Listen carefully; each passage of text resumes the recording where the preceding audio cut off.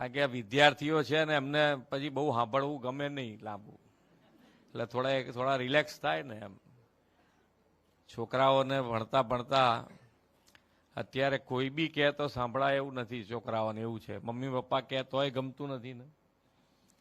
કેટલા જણે ટીવી કે સોશિયલ મીડિયા જોવાનો ટાઈમ નક્કી કર્યો છે આટલા બેઠેલામાંથી, એ નક્કી કરીને મને કહે, કોઈ આંગળી ઊંચી કરીને બતાવી શકે કે ભાઈ હા મેં 1 કલાક 2 કલાક અડધો કલાકનો ટાઈમ નક્કી કર્યો છે એવું?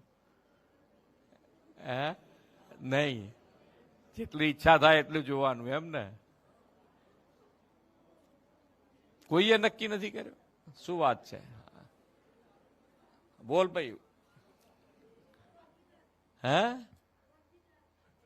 3 થી 4 1 કલાક.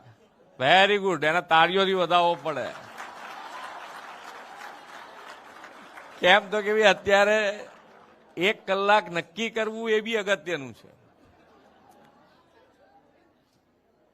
નહીતર તો શું છે કે પછી અંદર અંદર કદાચ ચર્ચા એ લોકો કરે, તું ગપ્પા મારે છે ને બધું બરોબર છે.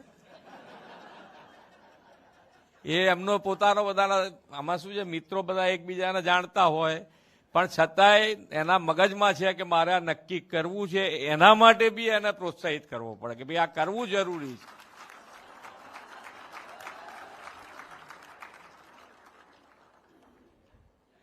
કારણ કે અત્યારે નક્કી ખરેખર આ એવી વસ્તુ છે કે જેમાં તમે પરોવાઈ જાઓ તો તમને ખબર જ ના પડે કેટલો ટાઈમ ગયો.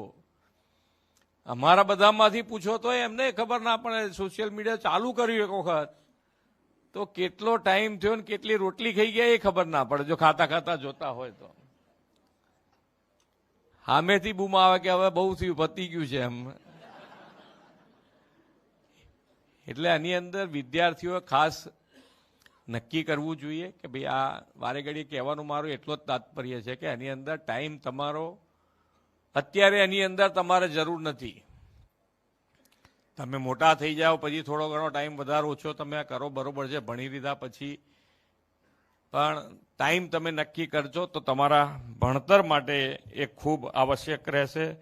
અને તમારા જીવનમાં જે તમે આમાં શું ઘણી વખતે આપણી ઉપર છાપ છૂટી જાય એવું નથી કે પેલા પિક્ચર જોયું હોય તો તરત તમે ભણતી વખતે તમને પેલું દેખાય પિક્ચર યાદ આવે. એટલે ભણવામાં પછી તમને જે ધ્યાન તમે વાંચો છો એમાં ધ્યાન ના રહે. એટલે તમે જેટલું ઓછું જોશો એટલું તમારું જે તમે વાંચો છો, તમે જે ભણો છો એની પર વધારે કોન્સન્ટ્રેટ કરી શકશો અને એ તમને યાદે રહેશે. નહીતર પરીક્ષામાં ઘણી વખત વાંચેલું યાદ ના આવે એવું થાય.